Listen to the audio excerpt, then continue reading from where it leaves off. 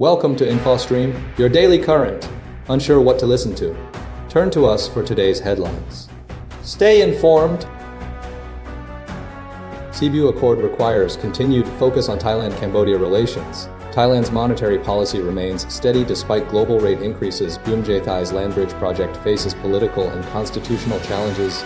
Enforcement of nominee rules impacts Thailand's economy. Violence persists in Thailand's deep south. Bangkok. Plans for the future Chulalongkorn University's book room holds global significance. Bangkok prepares for WorldPride. Cebu Accord must stick a critical assessment of Thailand-Cambodia relations. The recent agreement reached between Thai Prime Minister Anutin Charnvirakul and Cambodian Prime Minister Hun Manet on the Philippine island of Cebu represents a crucial, albeit fragile, step towards normalizing relations between the two nations following a period of heightened tension and armed conflict.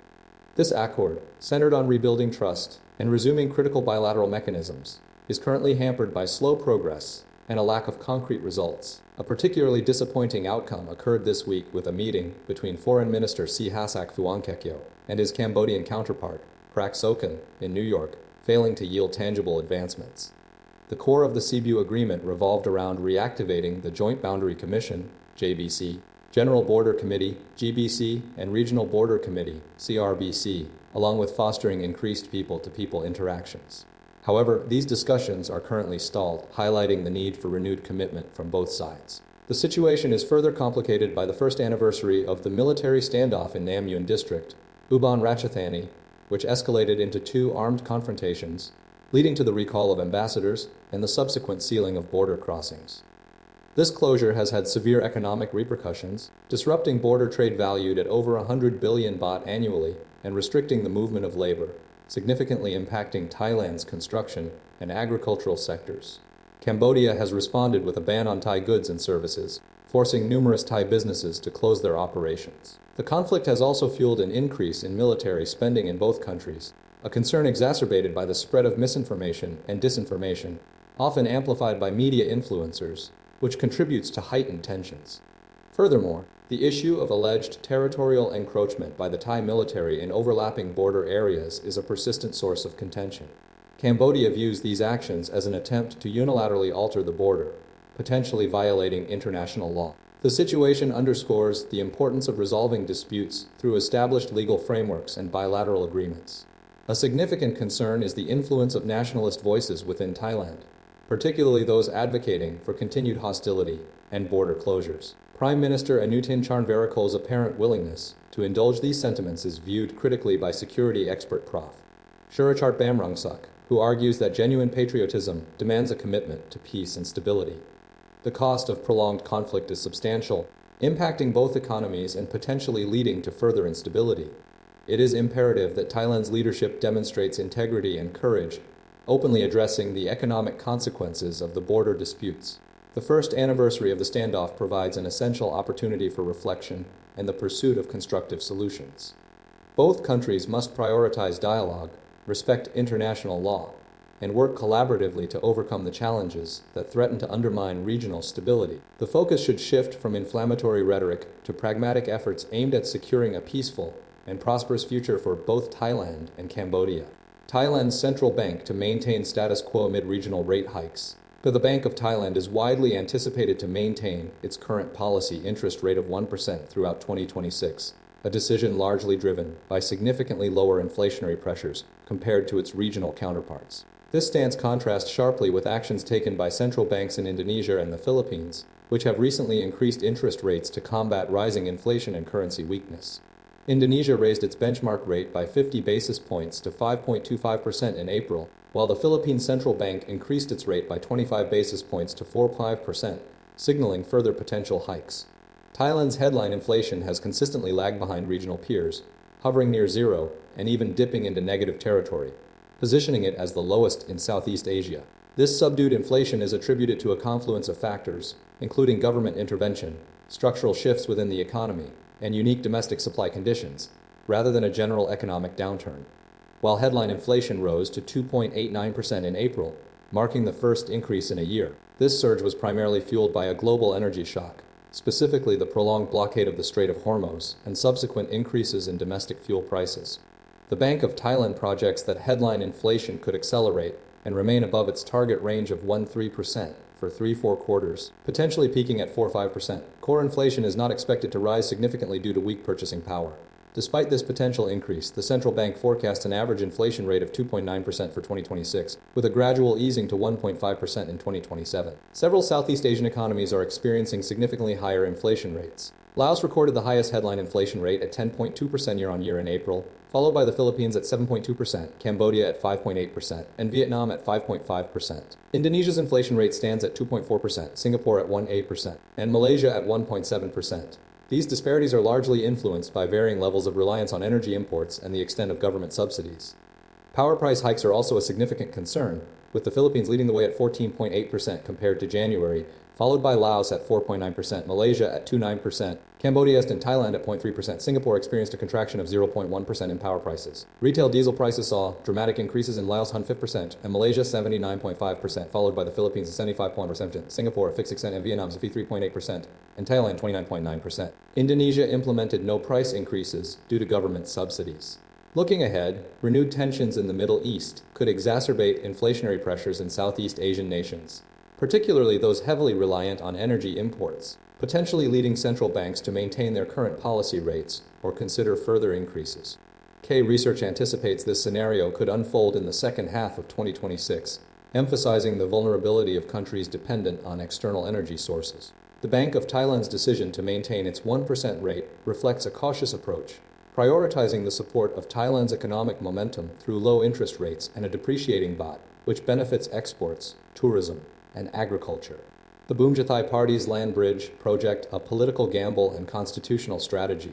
The Bhumjaithai Party's ambitious land bridge project is increasingly viewed as a significant political liability, alongside the party's simultaneous push for constitutional reform. Initial enthusiasm surrounding the mega-development, intended to redefine Thailand's role in global trade, has eroded as logistical, economic, and political challenges mount.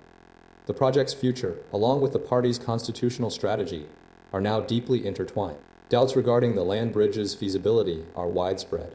The project, envisioned as a transport corridor linking ports on the Gulf of Thailand and the Andaman Sea, faces questions about its commercial viability, given uncertain global shipping economics and intensifying competition among regional ports. The estimated cost, potentially exceeding 1 trillion baht, raises concerns about public finances, particularly if private investment fails to materialize at the anticipated scale.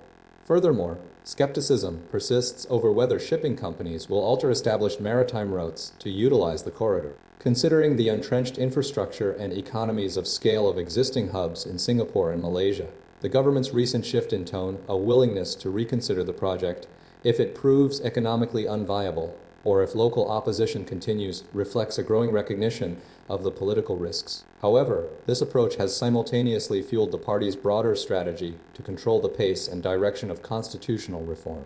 Bhumjaithai initiated the constitutional amendment process first, submitting a bill to Parliament following the February 8 referendum, approving a new constitution draft. The party's goal is not rapid, sweeping constitutional change, but rather to exert influence over the subsequent process.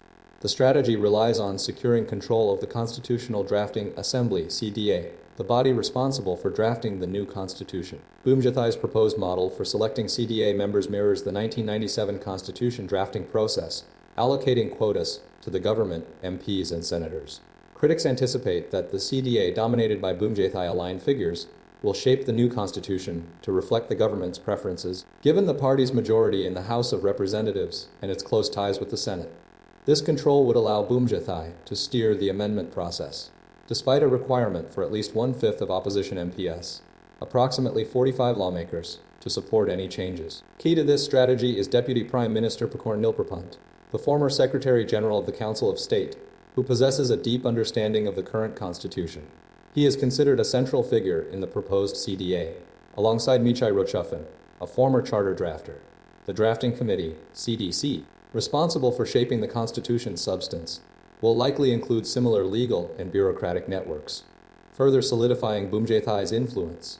The party's proactive approach aims to pressure rival parties to respond, leveraging its first-mover advantage.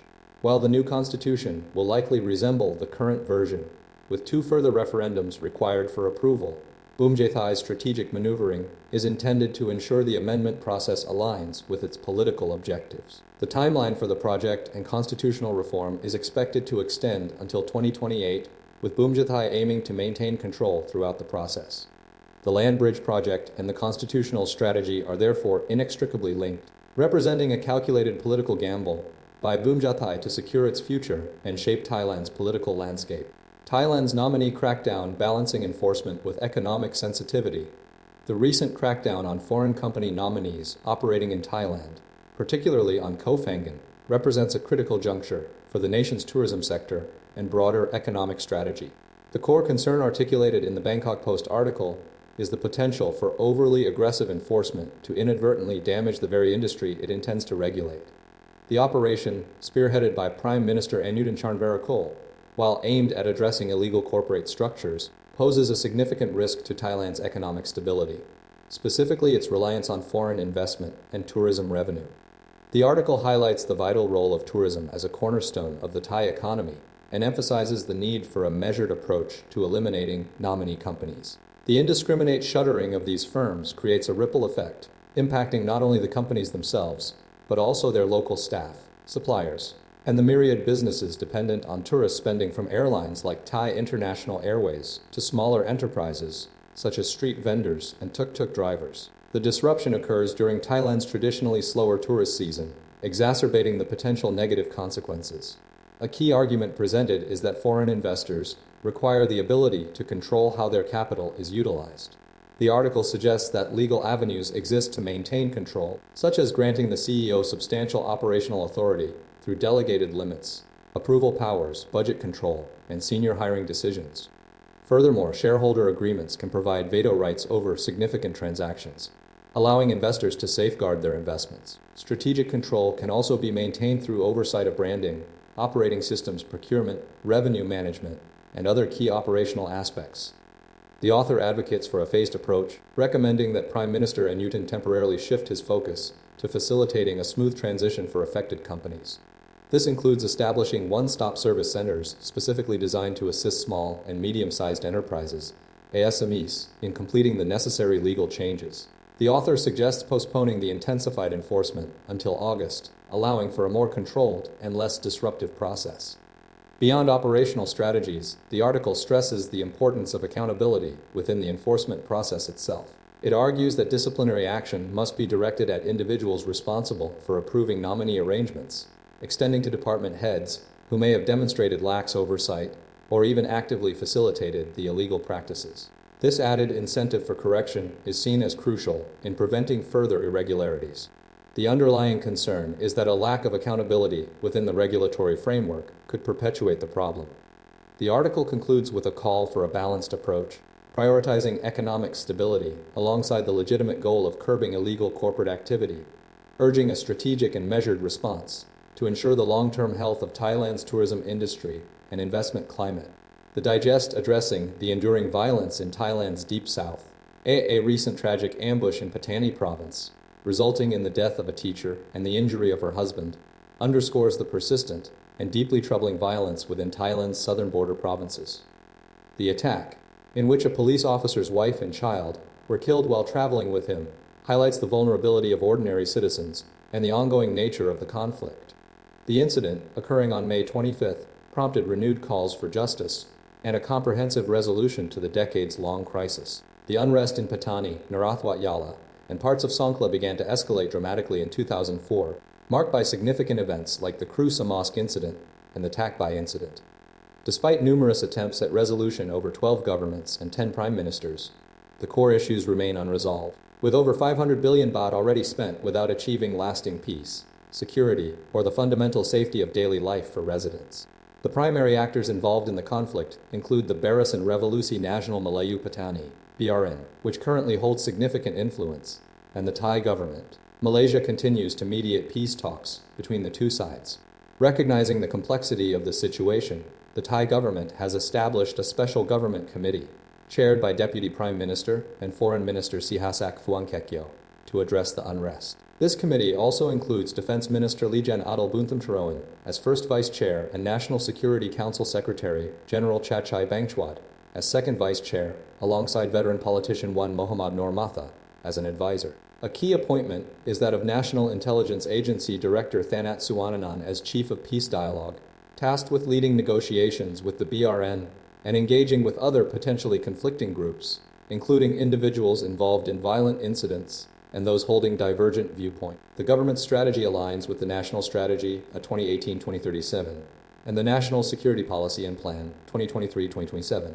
Concerns have been raised regarding the continued expenditure of taxpayer funds, with anxieties that these resources may be mismanaged or fail to produce desired outcomes. The persistent nature of the conflict, characterized by ongoing violence and loss of life, demands a concerted and effective approach. The death of teacher Padimo Yago serves as a stark reminder of the human cost of the conflict and underscores the urgency of finding a lasting solution. The establishment of the Special Government Committee and the appointment of Thanat Suwananan represent positive steps, signaling a commitment to dialogue and engagement. However, the long-term success hinges on tangible results, clear timelines, and a willingness from all parties to address the root causes of the conflict. The ultimate goal is to ensure the safety and well-being of the people of the Deep South, and to finally bring an end to this protracted and devastating crisis. Designing a future Bangkok, the upcoming Bangkok governor election, scheduled for June 28th, represents a tangible opportunity for change in Thailand's capital, driven by campaigns focused on transforming Bangkok into a world-class city comparable to major international capitals. The election's accessibility, allowing residents to directly experience and evaluate the impact of governance, is a key factor in its significance. Governors possess jurisdiction over critical urban issues, including flooding mitigation, air quality management, public space development, and the implementation of people-friendly initiatives. Over the past 4 years, Bangkok has undergone a considerable transformation characterized by increased cosmopolitanism and improved citizen engagement through digital platforms for filing complaints.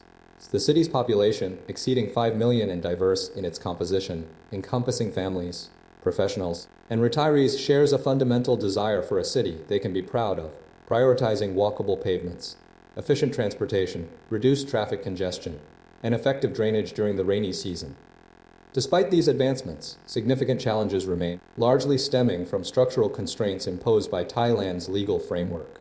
Governor Chadchart Sitapun has achieved notable progress, such as cleaner canals, accessible footpaths, and increased green spaces, but bureaucratic hurdles frequently impede swift action, particularly when responding to emergencies. These structural complexities require fundamental reform, a priority for many Thais who recognize the need to adapt to the demands of a rapidly evolving society.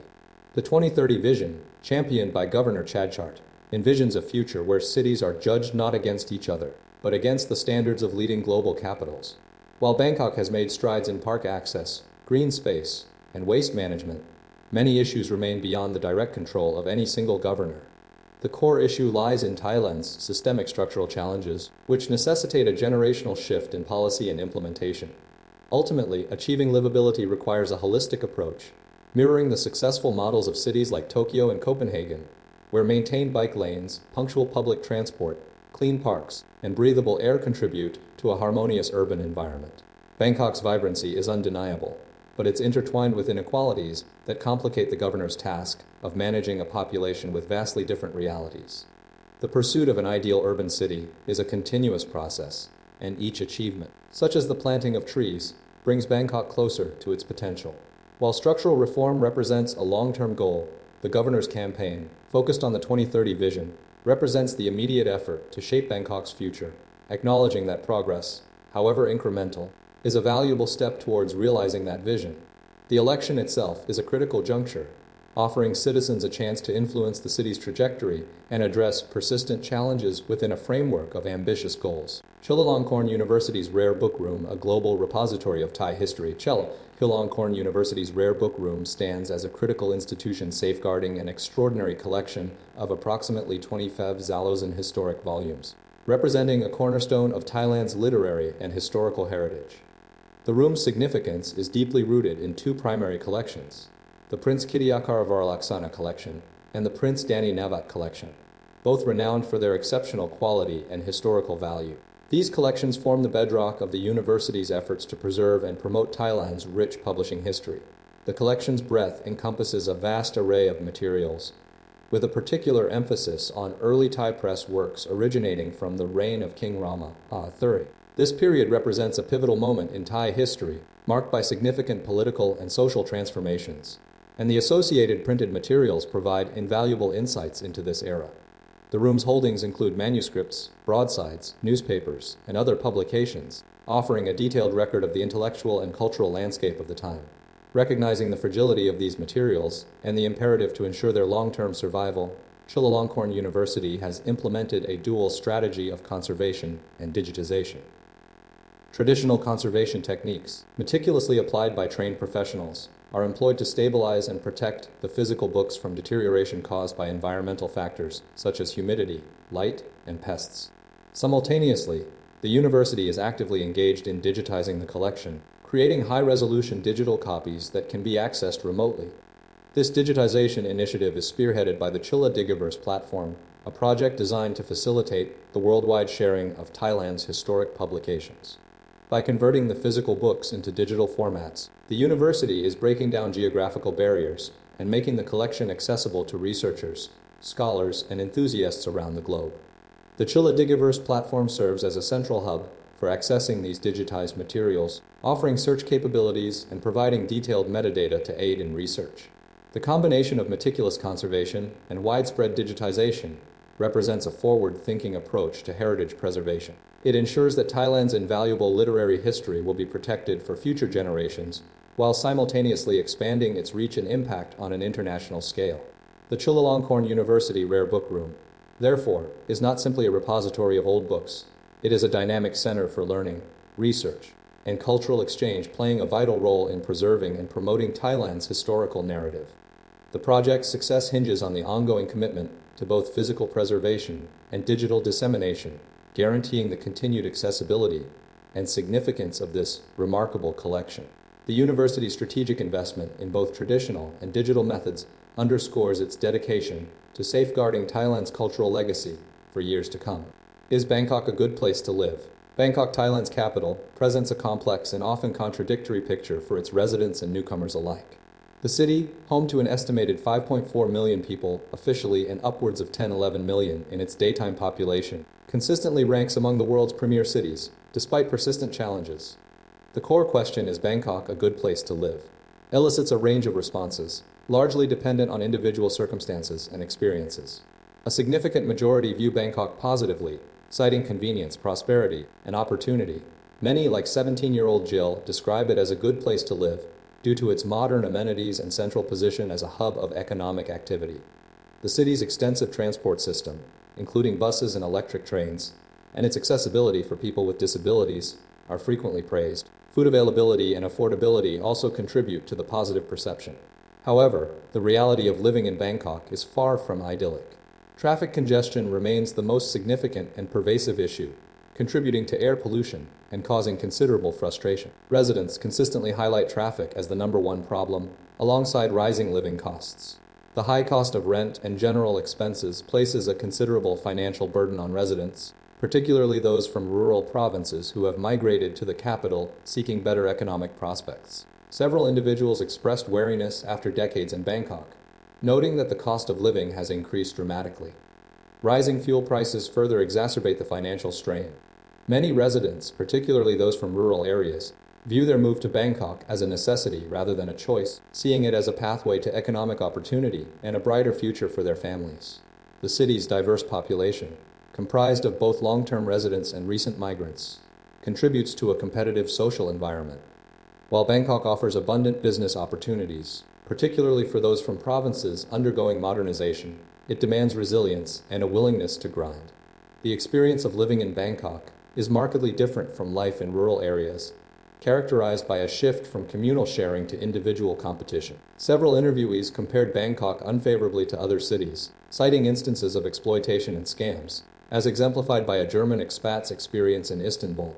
The city's rapid development and high population density create a dynamic, albeit demanding, environment. The upcoming gubernatorial election, scheduled for June 28th, is anticipated to play a significant role in shaping Bangkok's future. 16 candidates are vying for the position, each promoting distinct visions and policies. The election outcome will undoubtedly influence the city's trajectory, and the overall quality of life for its residents. Ultimately, the perception of Bangkok as a good place to live is subjective and multifaceted. While the city offers undeniable advantages, opportunity, convenience, and a vibrant cultural scene, it also presents significant challenges, including traffic, cost of living, and a competitive social landscape. The experience of living in Bangkok is a complex interplay of these factors, shaped by individual circumstances and aspirations. Bangkok gears up for WorldPride bid and celebrations, in Thailand is intensifying its efforts to secure the rights to host WorldPride 2030, coinciding with a series of prominent LGBTQ celebrations and initiatives across the country. The core strategy involves leveraging the recent legalization of same-sex marriage, a landmark achievement, to bolster the nation's bid and demonstrate readiness to the Interpride organization. Preparations are underway, including a decade-long roadmap spearheaded by Champaporn, or Wada, founder of Naramit Pride, which is organizing the primary Pride Festival. This roadmap focuses on building a comprehensive framework for hosting the event and securing international recognition. The Bangkok Pride Festival 2026, themed Patch the World with Pride, is the cornerstone of the celebrations, slated to take place from June 1st to June 1st, utilizing Siloam Road, Henry Dunant Road, and Rama I Road. The festival anticipates attracting over 350,000 attendees, marking a significant increase from previous years. This event will feature a 3.8 km parade route encompassing key landmarks, including Siloam Soi 4, Chulalongkorn University, and Sam Square, culminating at the National Stadium. Beyond the main Pride Festival, several other LGBTQ events are planned. Tonight only, Che Karuna will launch its debut performance, Gwandibiongi, a drag operetta celebrating Thai drag star Godland, the winner of RuPaul's Drag Race UK vs. the World. This performance highlights Godland's journey and serves as a tribute to her accomplishments. The Rainbow Sky Association of Thailand, led by Varavuth Bunsirathanarath, is focusing on shifting the emphasis from simple celebration to practical implementation. The organization aims to create safe spaces, stimulate the economy, and empower vulnerable groups. This approach directly supports the WorldPride bid by demonstrating Thailand's commitment to inclusivity and social progress. The Interpride General Meeting and World Conference 2026, scheduled for October 28 to November 1st in Patong, Phuket, will be a crucial event. Over 300 participants from around the globe are expected to attend, furthering Thailand's efforts to showcase its preparedness to host WorldPride 2030. The outcome of the bid, expected in January, will determine the timeline for WorldPride activities, potentially extending from Pride Month to January 23rd to February 14th. Thailand is competing with Barcelona, Spain, for the WorldPride 2030 license. While Barcelona boasts a long history of organizing Pride events, over 40 years, Thailand's recent legalization of same-sex marriage provides a significant advantage. The organizers aim to utilize WorldPride as a global platform to advocate for broader improvements, including gender recognition, the elimination of discrimination, and the protection of sex workers, ultimately inspiring freedom across Asia. The overarching goal is to transform WorldPride into more than just an entertainment event, but a catalyst for positive social change and global recognition.